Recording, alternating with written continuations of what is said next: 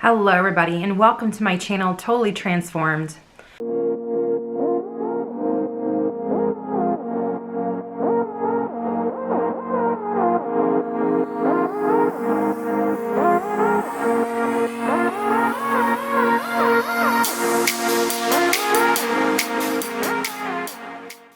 My name is Dawn and I do videos on life transformation, health and wellness, and my own personal journey healing from chronic illness. Today, guys, I wanted to do a video for you about a really controversial subject within the community that I'm in, which I am trying to heal from an autoimmune disease called fibromyalgia, chronic fatigue syndrome. Even the question of whether or not it's an autoimmune disease is questionable. But the question I have for you is fibromyalgia on your head, or is it a psychiatric disorder? And first and foremost, I want to say this is not your fault that you have this condition, okay? Understand that, and understand that very clearly. There's nothing that you did wrong that caused you to have it. Did you contribute part to it? Yes, but unknowingly, okay? So, and it really is a small smidgen of the amount of it, okay? But at the same time, you get the knowledge of what you know, and you overcome from being a victim of this condition to turning into a person who is going to thrive and not just survive this disease, who's going to embrace the process and not just endure it. So, you know, I have all kinds of cliches I can give you about that, but I wanted to say that it's not your fault, okay? Just really be clear about that. And the answer really is no, it's not a psychiatric condition, but it does affect you psychologically, just like any chronic illness would. And there is an aspect of it that does affect your brain, okay? And how your brain is handling things and so on and so forth. So there is ways that you can overcome this completely in many different ways that are things that I have done. So the reason I want to do this is because I shared within some community Facebook groups that I am a part of this video on Lady Gaga that came out, who was talking about this condition, and she really attributed a lot to the mental health and how she was handling it, and it almost made it seem like it was a mental health disease, although her being a person who is, you know, hugely well known, talking about the condition is awesome. But it is a physical problem, okay? First and foremost, it really is. But it does have something to do with the brain. So I wanted to explain kind of what I have learned over the years. And just in case you don't know, I'm a licensed acupuncturist. I'm also a certified life coach, but I mostly focus on health and wellness coaching and fertility coaching because that's what I do mostly. And I work with those with chronic illness, chronic pain, women's health and wellness issues, including fertility. That's what I do. And so it just so happens I'm also a person that suffers from fibromyalgia, and that's why I got into this whole thing, because I wanted to help people with this condition, and I really want to start the YouTube channel, specifically on this, to kind of show you the process of how to heal or how to overcome this first and foremost. But now I'm transitioning into how to heal from it. If you guys are interested in that video of what I'm doing this year to actually heal from chronic illness, I will link it below.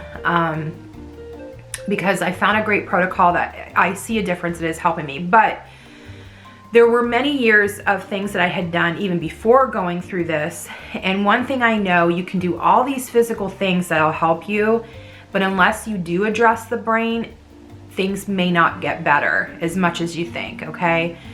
You can only go so far, all right? Especially if you've had the condition for quite some time.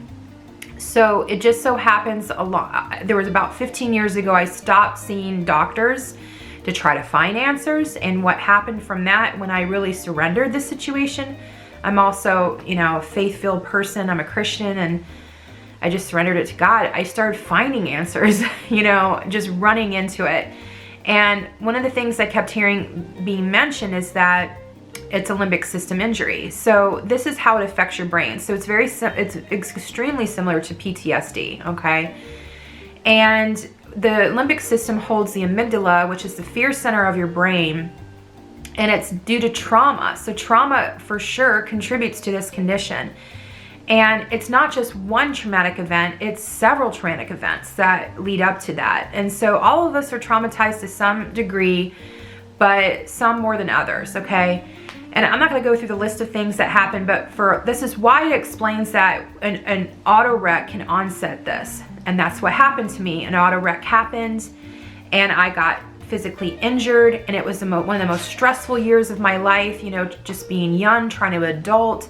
My car is, you know, totaled, and yeah, so it was pretty traumatic. And so if I knew what I know now, I could have probably intervened and not had all the problems I have today. But you don't know, so you just go into it. And what your brain will constantly do is try to avoid pain, and it gives into a fear of what's going on with my body. And especially if you're told too that you have an autoimmune disease on top of it all, and that your immune system is attacking itself, which I do not believe. And I'll go more into that a little bit more later. But yeah, it can be really, you can just give into it. And so, you know, anxiety goes along with it, but the anxiety is just not what's in your head. It's also biological, okay?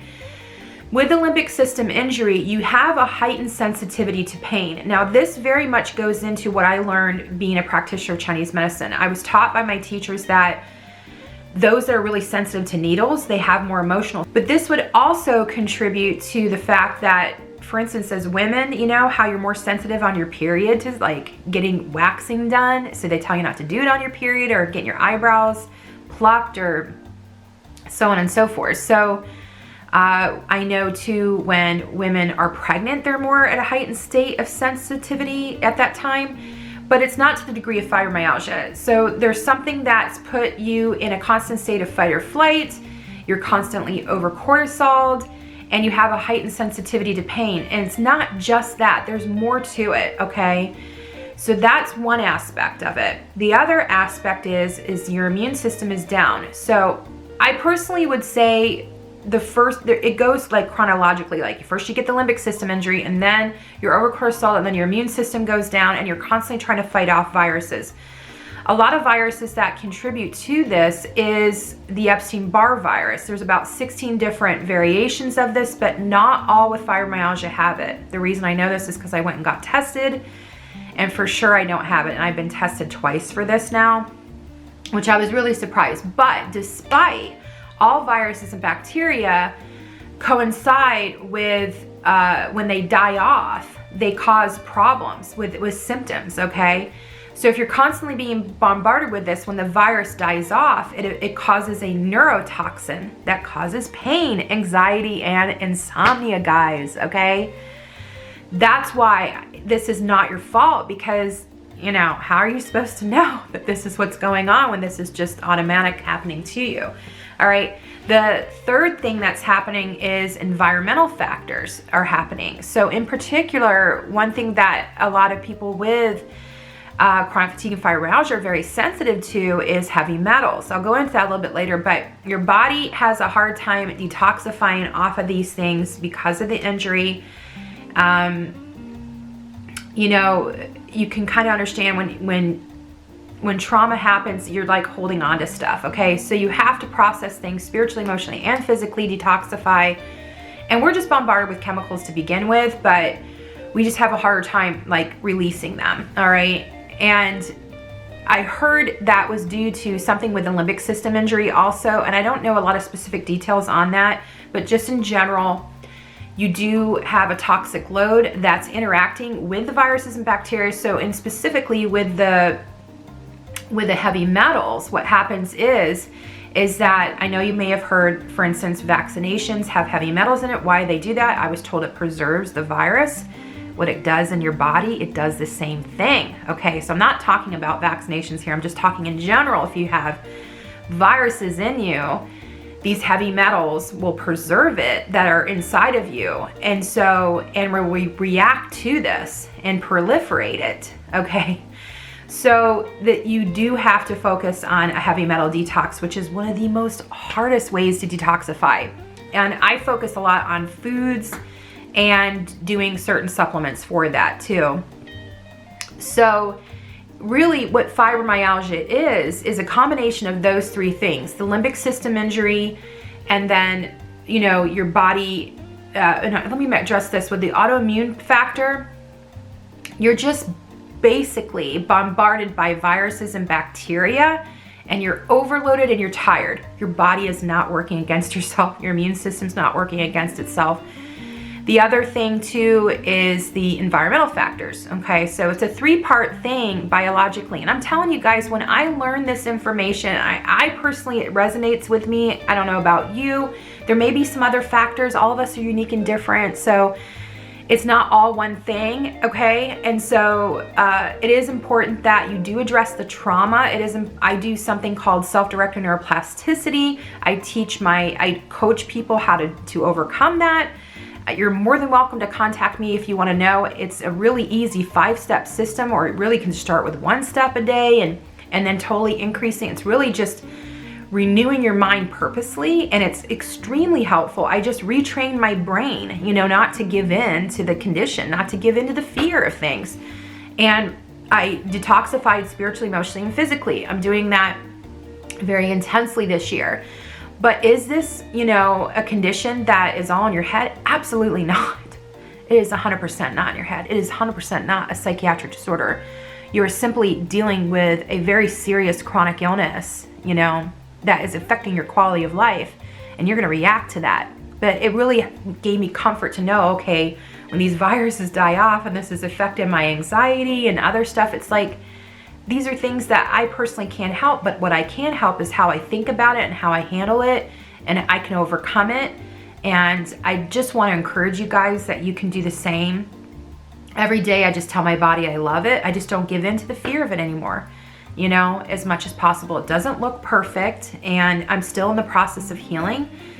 But I just want you to know that there's answers out there. You can overcome this, guys. You can thrive. There's just so many amazing people that have this and that have purpose, you know, in your life outside of this. So anyway, I hope that this answers your questions, and just know that, you know, you're loved. You are loved, and just start loving your body, loving yourself, and that just know that you were created for a purpose.